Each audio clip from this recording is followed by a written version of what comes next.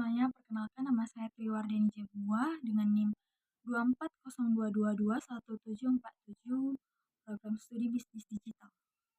Nah, di sini saya akan menjelaskan tentang 4 pilar kebangsaan, di mana adanya Pancasila, Konstitusi atau Undang-Undang Dasar tahun 1945, Bhinneka Tunggal Ika, dan NKRI.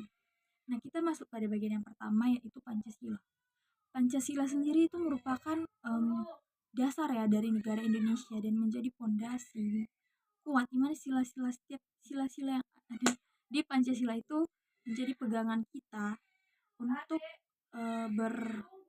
melakukan kegiatan di Indonesia ini dan menjadi hukum ya, karena setiap landasan hukum yang ada di Indonesia ini harus berdasarkan dengan sila-sila yang ada di Pancasila. Terus yang kedua yaitu Konstitusi dan Undang-Undang Dasar tahun 1945. Nah, Undang-Undang Dasar sendiri merupakan hukum dasar terkuat di Indonesia yang menjamin hak dan kewajiban kita sebagai warga negara Indonesia. Nah, hukum ini juga Undang-Undang Dasar ini juga menjadi pegangan kita ya sebagai rakyat Indonesia dan dia mengatur sistem dan kekuasaan di Indonesia. Terus kita masuk pada yang ketiga yaitu NKRI atau Negara Kesatuan Republik Indonesia. Negara Kesatuan Republik Indonesia ini sudah menjadi negara yang satu, jadi udah mutlak dan tidak bisa dipecah belah. Karena yang kita tahu NKRI ini adalah harga mati. Nah, terus kita masuk pada Bhinneka Tunggal Ika. Nah, Bhinneka Tunggal Ika ini ya, seperti kita tahu artinya adalah berbeda-beda tetapi tetap satu. Itu walaupun banyak ancaman dari luar dan dari dalam negara Indonesia ini sendiri, tapi kita harus bersatu dong.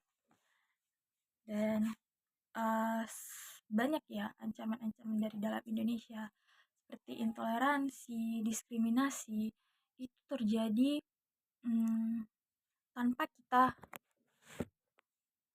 terus-menerus di Indonesia. Karena apa? Karena kurangnya pendidikan sejak dini. Terus kita masuk pada undang-undang tadi itu hak dan kewajiban.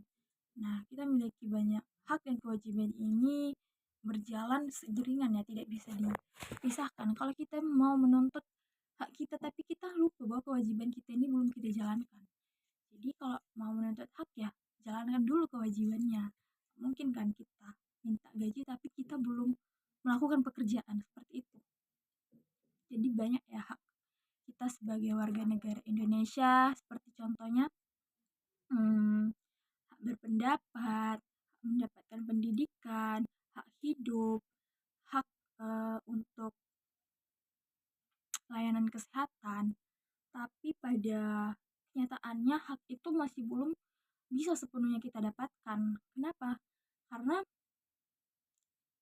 banyak ya hak kita yang belum kita dapatkan dari pemerintah seperti pendidikan. Masih banyak loh di pelosok sana yang fasilitas sekolah belum ada,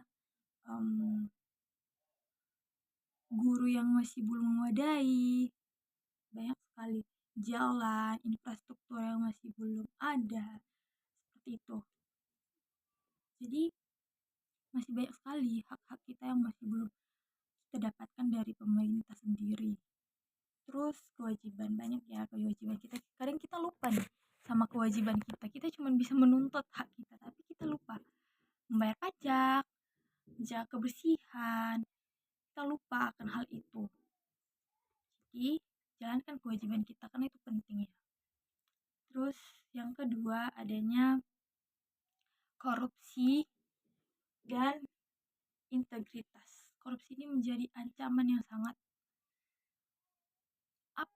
menjadi ancaman yang luar biasa di Indonesia ini karena sangat merugikan Indonesia sendiri dan merugikan banyak orang, dan udah banyak banget kasus-kasus korupsi. Nah, dari korupsi inilah tadi kita balik lagi, hak itu tidak terjalankan. Kenapa? Karena banyaknya pemerintah yang korupsi sehingga eh, janji-janjinya tidak dijalankan gitu loh. Jadi kita harus memberantas korupsi ini dari sejak dini ya.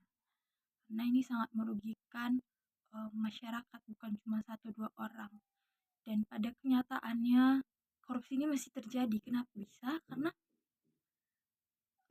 hukum di Indonesia ini bisa dibeli. Jadi orang-orang yang korupsi tinggal suap aja. Jadi hukumannya hukumannya menjadi ringan. Terus tidak adanya memiskinkan. Jadi pemerintah masih kaya, bahkan kaya di dalam penjara, mendapatkan penjara elit. Jadi kapan gitu korupsi ini bisa terberantas kalau hukum aja tidak adil? Karena masih ada ya, seperti yang kita tahu banyak ya yang maling sandal, tapi dihukum berat. Berbeda banget ya dengan pejabat-pejabat yang korupsi. Jadi situ kita lihat bahwa hukum di Indonesia ini bisa dibeli pakai uang. Nah, dari sini kita um, sebagai mahasiswa memberantas korupsi itu dari diri kita sendiri untuk tidak menerima uang yang bukan hak kita gitu. Jadi jangan jadikan korupsi ini karena ada kesempatan jadi ya diambil aja. Jangan pernah tanamkan itu di pikiran kita.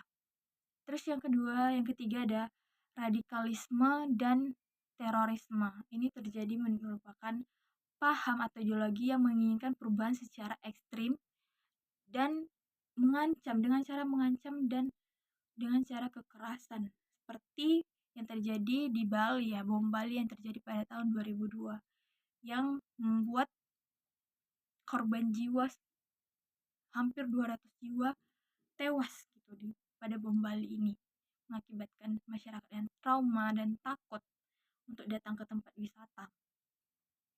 Nah, di sini kita belajar untuk menanamkan rasa toleransi ya, untuk agar kita bisa menerima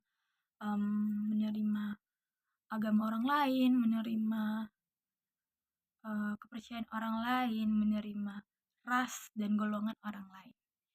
Terus kita masuk pada demokrasi dan partisipasi. Demokrasi ini udah terjalankan ya, yaitu pemilihan secara umum atau bebas gitu. Kita bisa